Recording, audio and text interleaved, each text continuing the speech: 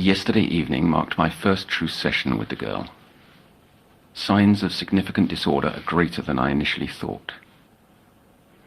Her imagination is vast, but one phrase in particular has become an earworm of sorts. He was right in front of me, breathing hard. That's what I remember most.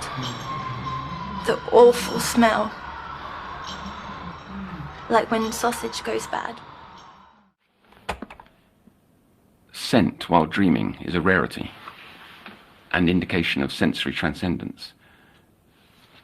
She may be a fine candidate for a neurological study, but her health must come first. There are undoubtedly other details I missed in her recount. From the top, then. Sleep be damned tonight.